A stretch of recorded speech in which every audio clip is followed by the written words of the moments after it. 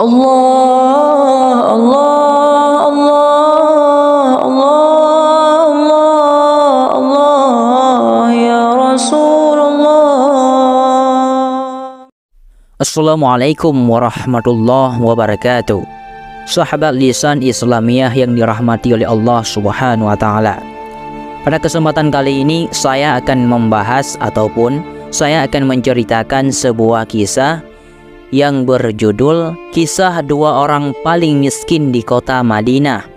Namun sebelum itu, buat kalian semuanya yang tidak ingin ketinggalan kisah-kisah lainnya ataupun kisah-kisah terbaru sebelum menonton video ini, jangan lupa untuk menekan tombol subscribe-nya agar channel kita makin maju dan juga makin berkembang dan yang pastinya bermanfaat. Dan juga buat kalian semuanya, jikalau menonton video ini, nontonlah sampai habis dikarenakan ditakutkan nanti akan terjadinya kesesatan. Kisahnya sebagai berikut. Alkisah, seorang pria asal Baghdad bernama Abdullah hendak menunaikan ibadah haji. Pamannya kemudian menitipkan uang sebanyak 10 dirham untuk disedekahkan di kota Madinah. Si paman berpesan kepada Abdullah. Apa pesannya? Jika kau sudah sampai di kota Madinah, maka carilah keluarga yang paling miskin di sana. Berikanlah uang ini kepada mereka. Lalu Abdullah pun berangkat haji sambil membawa titipan sang paman. Lalu begitu sampai di kota Madinah, Abdullah segera bertanya kepada masyarakat setempat tentang orang paling miskin di kota Nabi tersebut. Abdullah lalu mendapat petunjuk untuk menuju sebuah rumah yang merupakan tempat tinggal orang paling miskin di Madinah.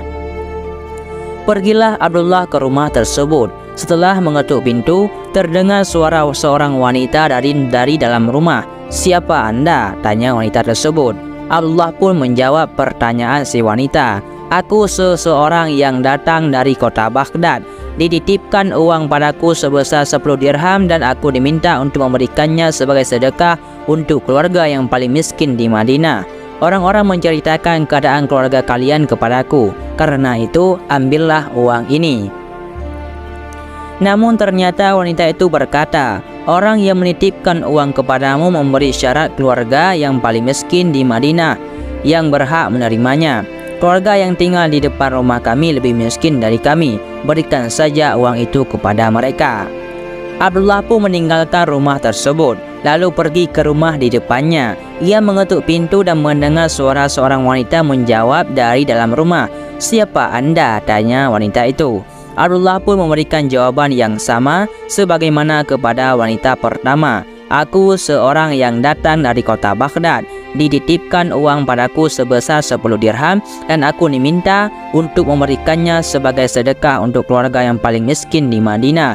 Orang-orang menceritakan keadaan keluarga kalian kepadaku. Karena itu, ambillah uang ini." Namun ternyata wanita kedua pun menjawab hal serupa dengan wanita pertama. "Orang yang menitipkan uang kepadamu memberi syarat keluarga yang paling miskin di Madinah lah yang berhak menerimanya. Keluarga yang tinggal di depan rumah kami lebih miskin dari kami. Berikan saja uang itu kepada mereka."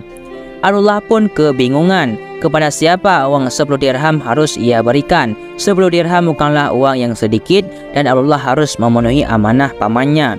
Sementara dua keluarga miskin di Madinah justru saling memberi dan enggan menerima.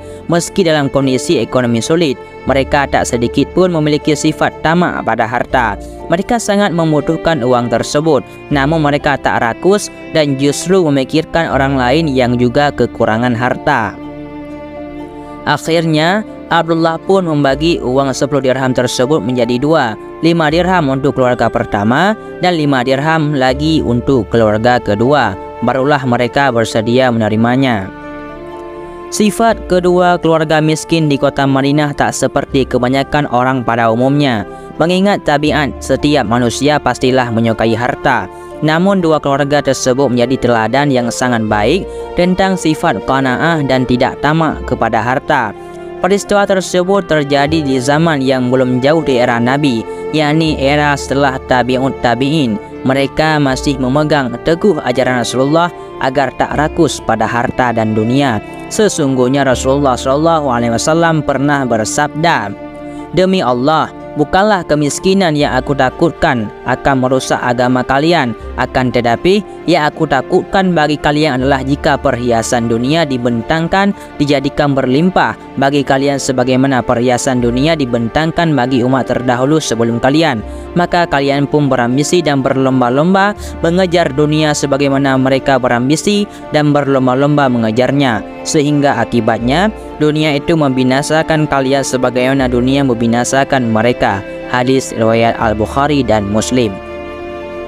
Dua keluarga miskin itu pun tinggal di kota Madinah, yaitu kotanya Rasulullah SAW, tempat di mana orang-orang lebih dahulu beriman kepada sang Nabi. Mereka adalah keturunan kaum Ansar, sang pembela Rasulullah dan penolong kaum Muhajirin dari Mekah.